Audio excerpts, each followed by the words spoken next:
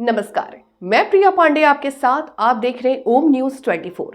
गौर करते हैं आज की खबरों की और कुछ फटाफट अंदाज। प्रधानमंत्री मोदी मेरी माटी मेरा देश महोत्सव के समापन समारोह में शामिल हुए। अमृत वाटिका और स्मारक का किया शिलान्यास। कहा, भारत की मिट्टी की चेतना ने अनादिकाल से राष्ट्र को रखा है सुरक्षित। देश के कोने कोने से 2 लाख से ज्यादा जगहों से आई मिट्टी दिल्ली के कर्तव्य पथ पर एकत्र की गई है। कर्तव्य पथ पर बनने वाली अमृत वाटिका में इस मिट्टी का इस्तेमाल किया जाएगा। पीएम मोदी ने देश के नायकों के योगदान को याद करते हुए कहा कि देश उनके बलिदान को कभी भूल नहीं सकता। प्रधानमंत्री ने आजादी के साझा संकल्पों को पूरा करने के लिए देशवासियों का आह्वान किया। उन्होंने राष्ट्र की एकता, अखंडता और संप्रभुता को बनाए रखने के लिए समर्पित रहने और देश की गौरवमय विरासत के साथ विकास की गति को आगे ले जाने के लिए संकल्प लेने के लिए प्रेरित किया। अपने संबोधन में पीएम मोदी ने अमृत महोत्सव के दौरान हासिल की गई सफलताओं, मसलन चंद्र मिशन, वंदे भारत ट्रेन, देश के विश्व की 5वीं सबसे बड़ी अर्थव्यवस्था बनने की ओर बढ़ने का जिक्र किया। पीएम मोदी ने कहा कि जब नीयत साफ हो, राष्ट्र प्रथम की भावना सर्वोपरि हो तो नतीजे भी उत्तम से उत्तम मिलते हैं। उन्होंने कहा कि इस अमृत महोत्सव के दौरान भारत ने ऐतिहासिक उपलब्धियां हासिल की हैं। प्रधानमंत्री ने युवाओं के लिए मेरा युवा भारत संगठन की रखी नींव, माई भारत पोर्टल का किया शुभारंभ। कहा, 21वीं सदी में राष्ट्र निर्माण के लिए मेरा युवा भारत संगठन निभाएगा अहम भूमिका। ये एक ऐसा एकीकृत पोर्टल है जो अत्याधुनिक तकनीक से लैस युवाओं को प्रोग्राम और उनकी रुचियों को नया आकार देगा। ये उनके कौशल और सामर्थ्य को निखारेगा और देश के युवा आपस में जुड़े रहेंगे। केंद्रीय गृह मंत्री अमित शाह ने इस अवसर पर कहा कि आजादी के अमृत महोत्सव के तहत आने वाले अगले 25 वर्ष देश को विकसित बनाने में महत्वपूर्ण भूमिका निभाएंगे। केंद्रीय सूचना और प्रसारण मंत्री अनुराग सिंह ठाकुर ने कहा कि मेरी माटी मेरा देश कार्यक्रम आने वाली पीढ़ियों के लिए भी प्रेरणा बनेगा। पीएम मोदी ने स्टैच्यू ऑफ यूनिटी पहुंचकर सरदार पटेल को उनकी जयंती पर श्रद्धांजलि दी। उन्होंने सरदार वल्लभ भाई पटेल की विशाल प्रतिमा पर अपने श्रद्धासुमन अर्पित किए। इस पर आयोजित एक परेड का भी आयोजन किया गया। पीएम ने एकता नगर में इकट्ठा हुए लोगों को भी संबोधित किया। राष्ट्रीय एकता दिवस के अवसर पर गुजरात के केवड़िया में आयोजित कार्यक्रम में पीएम मोदी ने हिस्सा लिया, जिसमें पीएम मोदी शामिल हुए। उन्होंने समारोह में शामिल हुए सभी लोगों को राष्ट्रीय एकता की शपथ दिलाई। पीएम ने केवड़िया में एक सभा को संबोधित करते हुए कहा, मन के अनेक हैं लेकिन माला एक है, तन अनेक हैं लेकिन मन एक है। उन्होंने देश की एकता, अखंडता और सुरक्षा का संरक्षण करने वाले लौह पुरुष के नेतृत्व को नमन किया। पीएम मोदी ने कहा कि जैसे 15 अगस्त हमारी स्वतंत्रता के उत्सव का, 26 जनवरी हमारे गणतंत्र के जय घोष का दिवस है, उसी तरह 31 अक्टूबर का ये दिन देश के कोने कोने में राष्ट्रीयता के संचार का पर्व बन गया है। पीएम ने कहा, एकता नगर में आने वालों को सिर्फ इस भव्य प्रतिमा के ही दर्शन नहीं होते, बल्कि उसे सरदार साहब के जीवन, त्याग और एक भारत के निर्माण में उनके योगदान की झलक भी मिलती है। पीएम मोदी ने कहा कि इस प्रतिमा की निर्माण गाथा में ही एक भारत श्रेष्ठ भारत की भावना का प्रतिबिंब है। उन्होंने कहा, अमृतकाल में भारत ने गुलामी की मानसिकता को त्याग कर आगे बढ़ने का संकल्प लिया है। नरेंद्र मोदी ने कहा कि सरकार विकास के साथ साथ अपनी विरासत को संरक्षण भी कर रही है। भारतीय नौसेना का जिक्र करते हुए उन्होंने कहा कि नौसेना के ध्वज पर लगे गुलामी के निशान को हटा दिया गया है। इतना ही नहीं, गुलामी के दौर में बनाए गए गैर जरूरी कानूनों को भी हटाया जा रहा है। नए कानून का जिक्र करते हुए पीएम मोदी ने आईपीसी की जगह भी भारतीय न्याय संहिता लाने की बात कही। उन्होंने कहा कि गुलामी का प्रतीक चिन्ह के रूप में नई दिल्ली के इंडिया गेट पर विदेशी सत्ता के प्रतिनिधि की प्रतिमा हटाकर वहां नेताजी सुभाष की प्रतिमा लगाकर सरकार ने विरासत को संरक्षण देने का काम किया। एकता नगर में आयोजित कार्यक्रम में सीमा सुरक्षा बल और राज्य पुलिस की विभिन्न टुकड़ियां शामिल हुई। विशेष एनसीसी शो, स्कूल बैंड प्रदर्शन, वाइब्रेंट विलेज प्रोग्राम के तहत गांवों के आर्थिक परिदृश्य का प्रदर्शन इसमें शामिल किया गया। परेड के मुख्य आकर्षणों में केंद्रीय रिजर्व पुलिस बल की सभी महिला बाइकर्स द्वारा डेयर डेविल शो, सीमा सुरक्षा बल का महिला पाइप बैंड, गुजरात महिला पुलिस द्वारा कोरियोग्राफ किया गया विशेष कार्यक्रम रहा। भारतीय वायुसेना का फ्लाई पास्ट ने सभी का मन मोह लिया तो विभिन्न प्रस्तुतियां लौह पुरुष सरदार वल्लभ भाई पटेल के विचारों को समर्पित रहीं, जो देश को एक सूत्र में पिरोने के संकल्प को सिद्धि में बदलने के लिए काम कर रही हैं। अपने संबोधन में पीएम मोदी ने कहा, सरकार देश के विकास में कदम से कदम मिलाकर चल रही है। अपनी उपलब्धियों का जिक्र करते हुए उन्होंने कहा, कभी सरदार सरोवर बांध का काम लटका हुआ था, उससे एनडीए सरकार ने ही पूरा किया। पीएम मोदी ने एकता नगर को संकल्प से सिद्धि का उदाहरण करार दिया। उन्होंने कहा कि 10 से 15 वर्ष पहले किसी ने सोचा भी नहीं था केवड़िया इतना बदल जाएगा। परेड के दौरान चंद्रयान 3 की सफलता का जश्न भी मनाया गया, जिसकी भव्यता देखते ही बनती थी। ये भारत की यात्रा का प्रदर्शन था, जो आज के समय सभी के लिए प्रेरणा का केंद्र बन चुका है। गुजरात का एकता नगर भारत के सांस्कृतिक गौरव के केंद्र के रूप में नजर आया। यहाँ पूरब और पश्चिम के साथ उत्तर और दक्षिण की दीवारें भी टूटकर एक में समा गईं। एक भारत श्रेष्ठ भारत का इससे बेहतरीन नज़ारा शायद ही कहीं और देखने को मिले। राष्ट्रपति द्रौपदी मुर्मू ने नई दिल्ली के पटेल चौक पर लौह पुरुष सरदार वल्लभ भाई पटेल को उनकी 148वीं जयंती पर श्रद्धांजलि अर्पित की।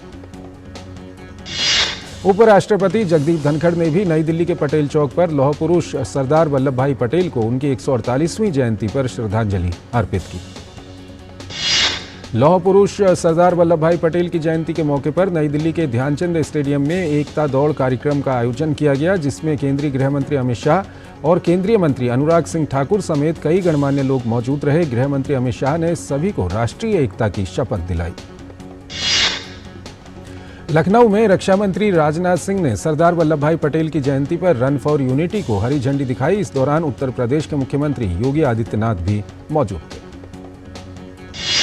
पूरे देश में लौह पुरुष सरदार वल्लभ भाई पटेल 148वीं जयंती मनाई जा रही है। आज देश भर में रन फॉर यूनिटी का आयोजन किया जा रहा है। इस अवसर पर गुजरात के अहमदाबाद में मुख्यमंत्री भूपेंद्र पटेल ने रन फॉर यूनिटी को हरी झंडी दिखाई।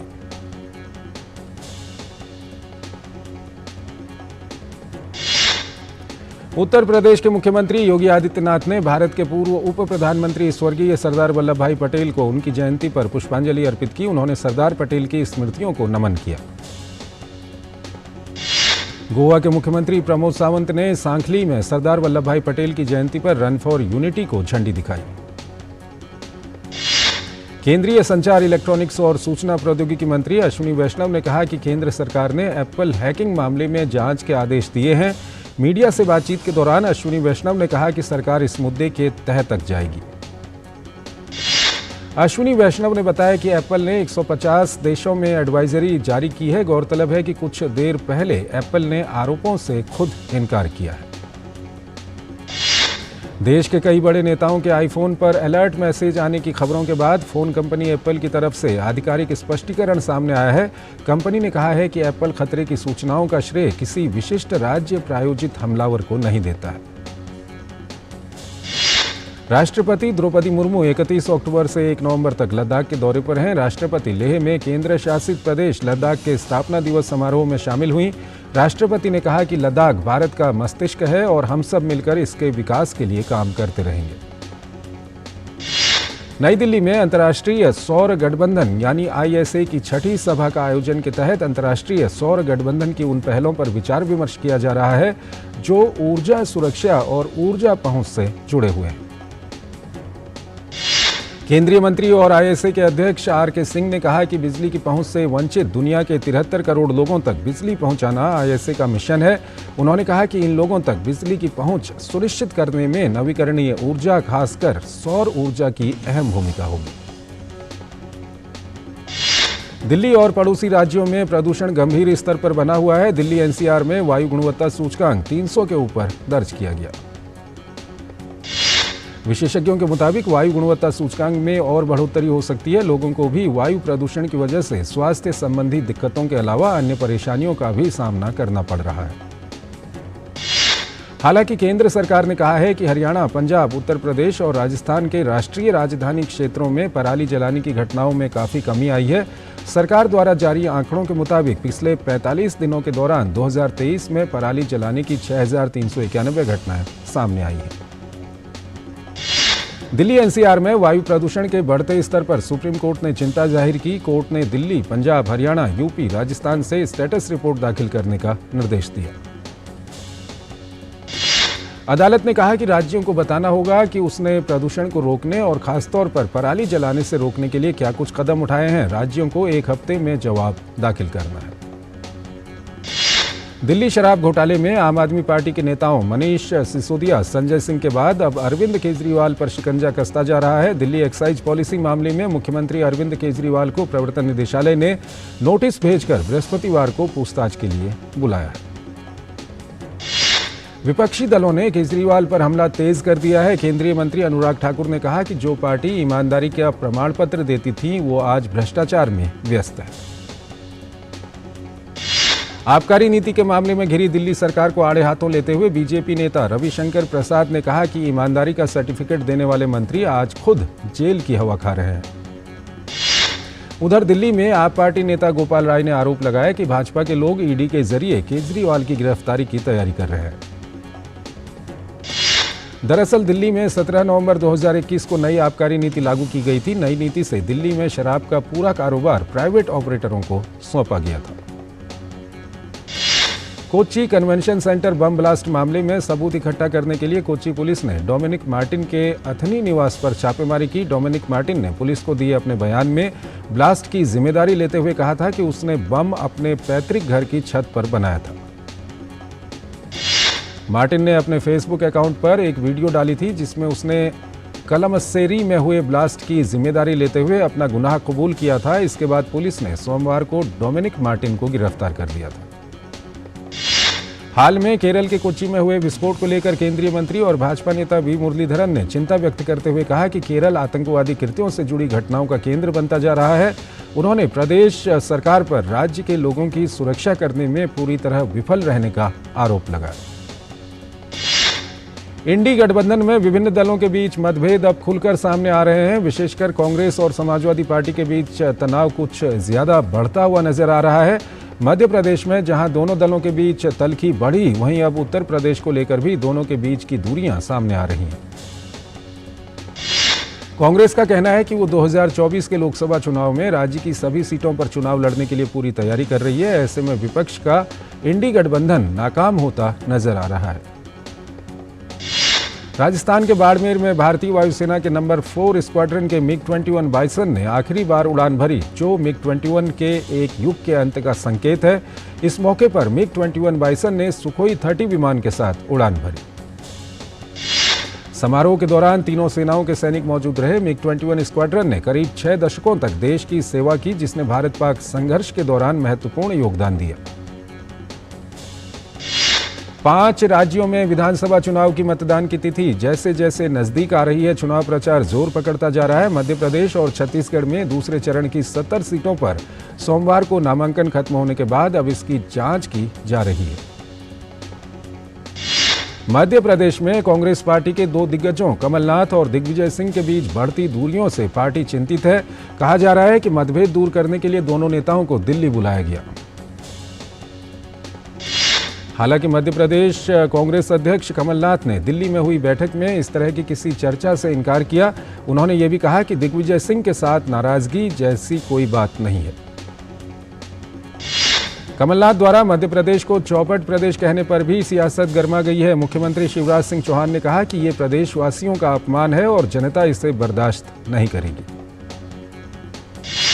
उधर राजस्थान में कांग्रेस नेता सचिन पायलट ने टोंक विधानसभा से अपना नामांकन दाखिल किया। उन्होंने कहा कि ये जनता का चुनाव है। राजस्थान के मुख्यमंत्री अशोक गहलोत 7 गारंटियां देने के बाद अब लोगों से मोबाइल नंबर पर मिस कॉल करवा कर इनका लाभ लेने के लिए पंजीकरण करवा रहे हैं, जिसे लेकर बीजेपी ने चुनाव आयोग से शिकायत की है। छत्तीसगढ़ में कांग्रेस एक बार फिर से किसान कर्ज माफी समेत कई लुभावने वादे जनता से कर रही है। पूर्व मुख्यमंत्री और बीजेपी के वरिष्ठ नेता रमन सिंह ने कहा कि भूपेश बघेल को अब यह एहसास हो गया है कि उनकी सरकार जाने वाली है, इसलिए ऐसी घोषणाएं कर रहे हैं। मध्य प्रदेश, तेलंगाना और मिजोरम में भी कांग्रेस इसी तरह की गारंटी दे रही है। बीजेपी का कहना है कि बाकी पार्टियां चुनाव जीतने के लिए सरकारी खजाने की परवाह किए बिना ऐसे वादे कर रही हैं जिनको पूरा करना संभव नहीं है। महाराष्ट्र के हिंगोली से सांसद हेमंत पाटिल और नासिक के सांसद हेमंत गोडसे मराठा आरक्षण की मांग के समर्थन में इन्होंने त्यागपत्र दे दिया है। दोनों सांसद मुख्यमंत्री एकनाथ शिंदे गुट के सांसद हैं। सीमेंस और माइक्रोसॉफ्ट ने एआई प्रोजेक्ट पर मिलकर काम करने का ऐलान किया। इस प्रोजेक्ट का उद्देश्य है एआई के जरिए मानव मशीन सहयोग और उत्पादन की क्षमता को बढ़ाना। एयर इंडिया 15 दिसंबर से शुरू करेगी मुंबई से मेलबर्न के लिए नॉन स्टॉप फ्लाइट। इस मार्ग पर चलने वाली ये पहली नॉन स्टॉप फ्लाइट होगी। इकोनॉमी क्लास की टिकटों की कीमत 49,000 रुपये से शुरू होगी। गेल का दूसरी तिमाही में शुद्ध लाभ 87% बढ़कर 2,442 करोड़ रुपए पहुंच गया। 10 नवंबर से 10 मई 2024 तक बिना वीजा के थाईलैंड की यात्रा भारतीय कर सकते हैं। भारत समेत ये सुविधा ताइवान के पर्यटकों को भी दी गई है। पेट्रोल और डीजल की कीमतें स्थिर हैं। पेट्रोल 96.72 रुपये प्रति लीटर और डीजल 89.62 रुपये प्रति लीटर पर आ गया है। सेंसेक्स 237.72 अंक गिरकर 63,874.93 अंकों पर बंद हुआ। 0.37% की गिरावट दर्ज की गई। नेशनल स्टॉक एक्सचेंज का निफ्टी 61.30 अंक गिरकर 19,079.60 अंक पर बंद हुआ। वित्तीय वर्ष 2023-2024 में अप्रैल से सितंबर की अवधि के दौरान भारत का राजकोषीय घाटा 7.02 लाख करोड़ रहा। सरकार का लक्ष्य है कि इस वित्त वर्ष में राजकोषीय घाटे को 6.4% यानी 17.87 लाख करोड़ रुपए के आंकड़े पर बनाए रखना। प्रगति मैदान में वर्ल्ड फूड इंडिया का दूसरा संस्करण 3 नवंबर को आयोजित होगा। इस आयोजन में टेट्रा पैक अपने नए खाद्य एवं पेय पदार्थों के सॉल्यूशन को प्रदर्शित करेगा। IRDAI बीमाकर्ताओं को एक संशोधित ग्राहक सूचना पत्र जारी करने का निर्देश दे रहा है। ग्राहक से संबंधित बुनियादी सुविधाओं को सरल शब्दों में समझें, ये इसका अहम उद्देश्य है। इजराइल हमास जंग अपने 25वें दिन में पहुंच गई है। नेतन्याहू ने युद्ध विराम से इनकार किया है। इजराइल ने गाजा में कार्रवाई के दौरान एक बंधक महिला सैनिक को छुड़ाने का दावा किया। इजरायली सेना ने गाजा में पैदल सेना और टैंकों की मदद से हमला किया है। इजरायली टैंक उत्तर पश्चिम गाजा और गाजा शहर के दक्षिण क्षेत्र में आगे बढ़ रहे हैं। IDF के मुताबिक हमास के पास 240 बंधक मौजूद हैं। IDF की कार्रवाई से अरोरा गांव में हमास लीडर सालेह अरोरी का घर ध्वस्त हुआ। इजरायली सेना ने लेबनान में हिजबुल्लाह के ठिकानों को निशाना बनाया। हिजबुल्लाह के मुताबिक इस संघर्ष में उसके 50 लड़ाकों की मौत हुई है। गाजा में हमास संचालित स्वास्थ्य मंत्रालय ने कहा कि इजराइल हमास युद्ध के बाद से फलस्तीनी क्षेत्र में कम से कम 8,525 लोग मारे गए हैं। मृतकों में 3,542 बच्चे और 2,187 महिलाएं शामिल हैं। बांग्लादेश की प्रधानमंत्री शेख हसीना के इस्तीफे की मांग के लिए हो रहे दंगों में 3 लोगों की मौत हो गई है। विपक्षी पार्टी BNP ने बंद का ऐलान किया था। मिलोस को स्पाजिक बने मोंटेनेग्रो के नए प्रधानमंत्री। यूरोपीय समर्थक और सर्ब समर्थक पार्टियों के गठबंधन की सरकार ने संभाला मोर्चा। यूरोपीय भूमध्य सागरीय भूकंप विज्ञान केंद्र के मुताबिक फिजी में 6.2 रिक्टर स्केल का भूकंप दर्ज किया गया। अब तक किसी के हताहत होने की कोई खबर नहीं है। फ्रांस पुलिस की गोली लगने से एक महिला गंभीर रूप से घायल हुई। इस महिला ने बुर्का पहना हुआ था और अल्लाहू अकबर के नारे लगा रही थी। महिला ने खुद को उड़ाने की धमकी भी दी थी। जापान के अस्पताल में 2 लोगों को गोली मारने और 2 लोगों को बंधक बनाने वाला आरोपी गिरफ्तार हुआ है।